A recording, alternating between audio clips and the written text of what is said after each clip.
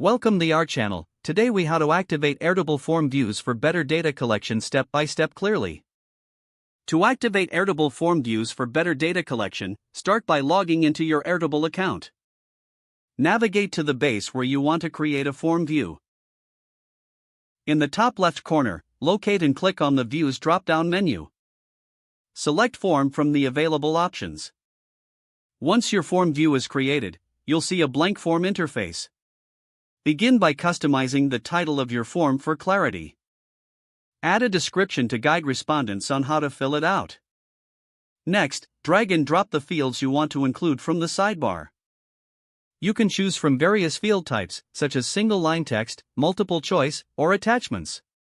To edit a field, click on it within the form. Adjust settings like field labels, help text, or whether the field is required. To enhance user experience, consider rearranging the fields in a logical order. Preview your form by clicking the Preview button at the top right of the form interface. Ensure that the form displays correctly and is easy to navigate. Once satisfied, click on the Share Form button to get the form link. You can also embed the form on a website or share it via email or social media. Make sure to test the form link to confirm it works properly for end users. Collect responses efficiently and monitor them directly within your Airtable base. Use Airtable's features to analyze and organize the incoming data for better insights. If the page does not load, refresh the browser or try again in a private or incognito window. Make sure you are using the correct email address, then retype it carefully to avoid small typos. If your password is not accepted, use the reset option and create a new strong password you can remember. Check your spam folder for verification or security emails, then complete any requested confirmation steps.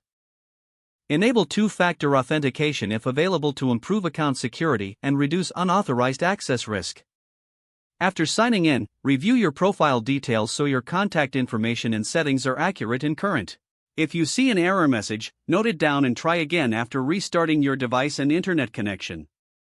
Log out when you finish, especially on shared devices, to keep your account in payment in. If the page does not load, refresh the browser or try again in a private or incognito window. Don't forget to like this video and subscribe to our channel for more step-by-step tech guides.